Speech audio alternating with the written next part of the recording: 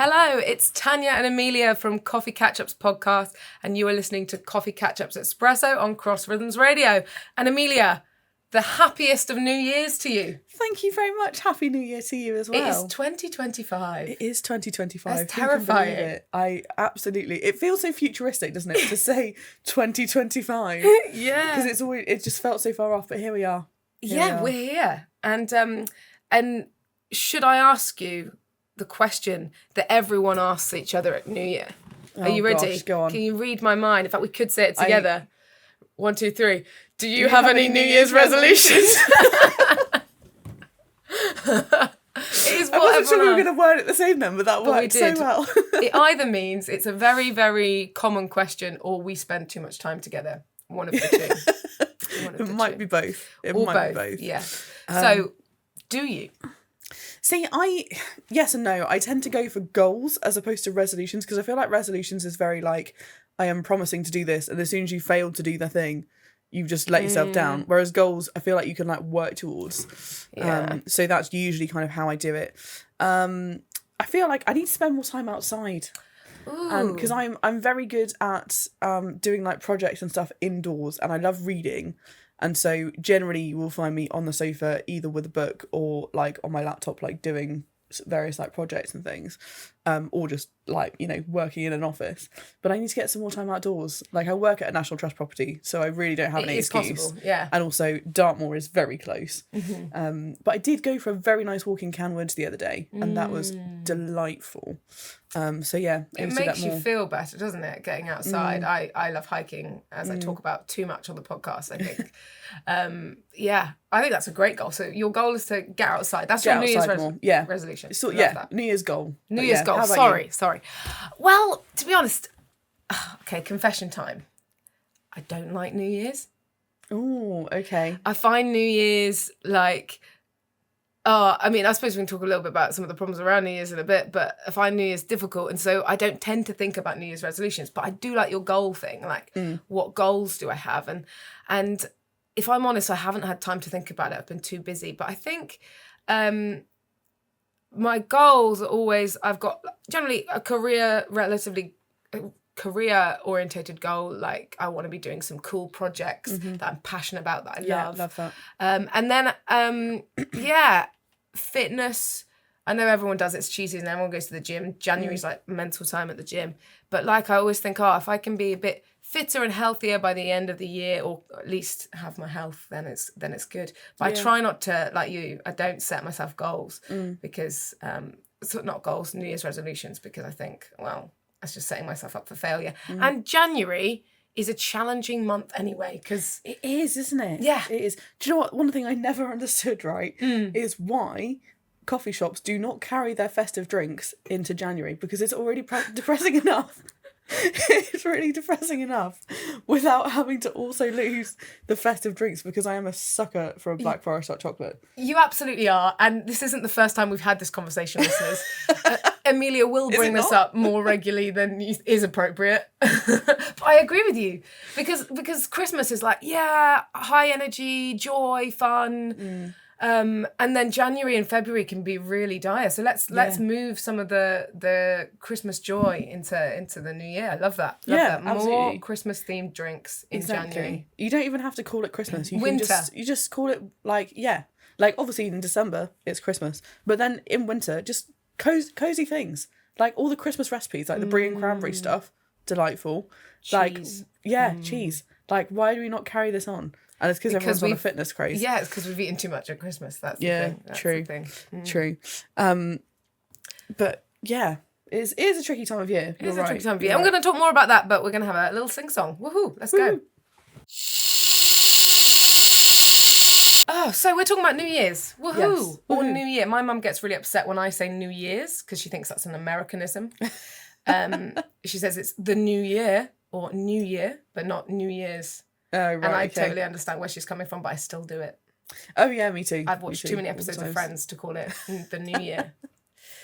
Anyway, I was said earlier about how much I don't really enjoy New Year. And I feel like I should explain myself. I don't want to buzzkill anyone. What is your problem with New Year's? Well, I find that it makes me overthink my life. Sure. So because everyone puts on social media everything that they've accomplished that year, and I'm constantly seeing that, and then I find, particularly on the years where I haven't actually had a good year, or there's been challenging moments, or loss and grief and stuff like that, that it makes me focus on what's happened this year, and then compare myself to other people on social media.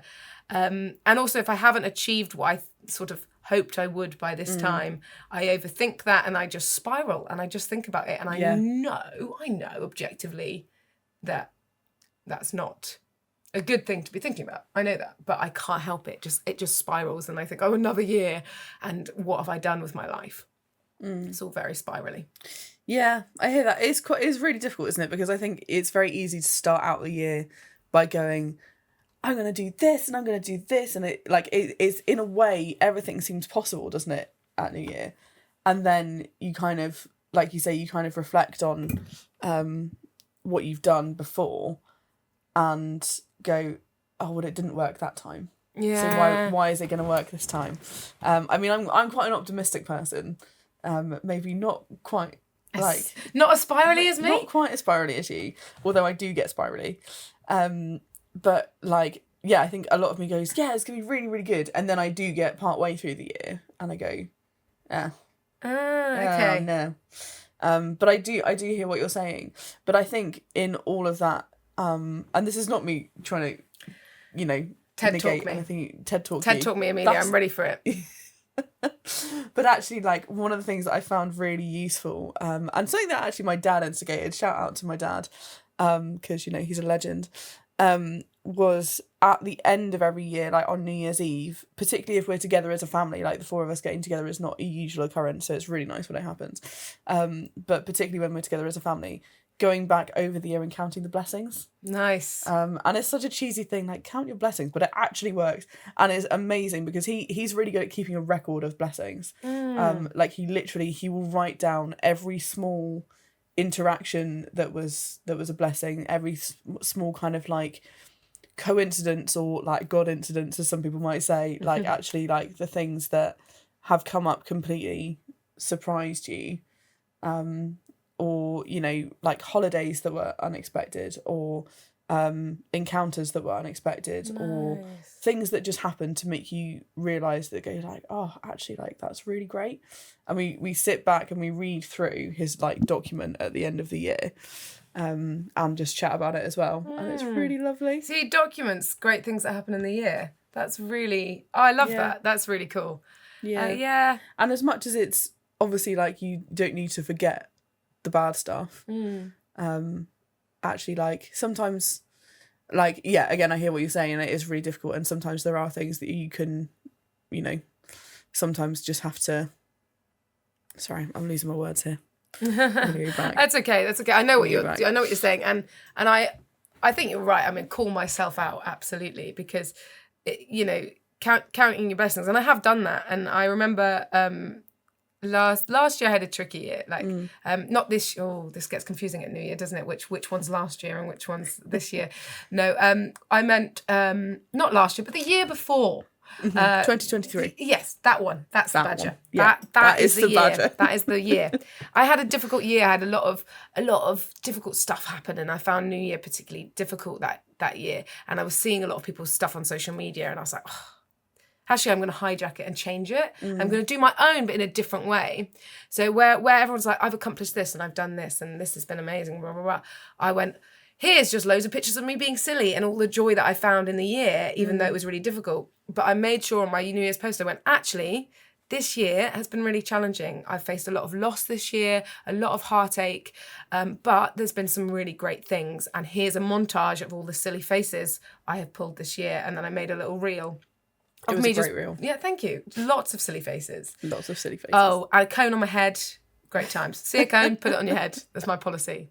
So I think that building sites must be a nightmare for you. I'm not allowed. I'm banned from building sites. No road works. I feel like getting out of the car, putting a cone on your head, getting back in the car. Boom. Yep. Terrible. It takes you an hour to get anywhere. true. Picking up all the cones. And on that note, we're going to go to a song before we break down in cone life. We're not continuing a conversation about cones. It's not happening. But just back on the problems around New Year, I think another one can be if you are by yourself around New Year and Christmas as well. Yes. And we talk about that on the podcast, actually. But Amelia, given that you were TED talking me earlier, Yes. geeing me up to have a more positive attitude about the New Year, if I'm feeling lonely, if other people are feeling lonely, what's your TED talk advice?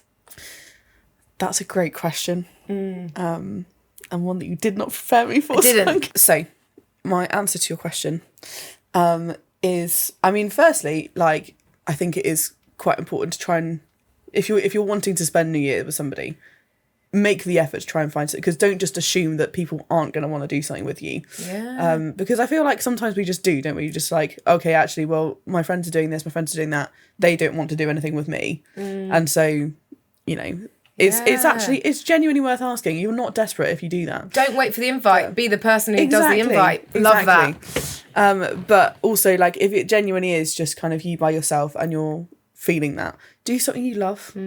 Like, you know, if your ideal evening is sitting on the sofa watching a film with a glass of wine, or like, you know, doing whatever you want to do, just do that thing, because actually, like, there's no one stopping you from doing that. And it doesn't have to be a miserable time. You can actually go, this is really nice because this is what I want to do. Take ownership of it. Exactly. And do something that you want. Exactly. I love that. And also, it's just another day. At the end of the day, it is just another day. That's very true. That somebody decided along the way, this marks a new year. That's it. It's the same as the day before, just a different day. Yeah, so anyway, on a more positive and wholesome note, I love the thing we were saying at the beginning about having goals. But by the end of this year, so coming into the next new year, it gets getting confusing with 2025 going into 2026. Boom. She's on it. By the end of that year, what would you like to say is true about yourself? Oh, that is a great question.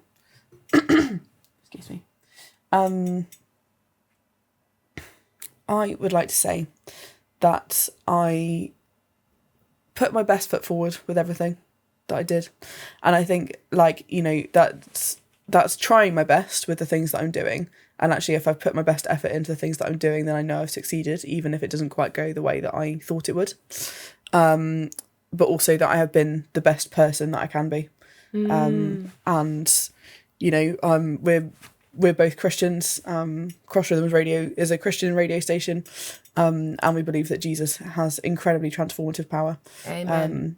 And yeah, that actually, like, all of that comes from spending time with Jesus. So yeah, I would love to say that actually, like, I put my best foot forward, but actually was the best person that I could be because I have spent some time with Jesus and learnt more from who he is.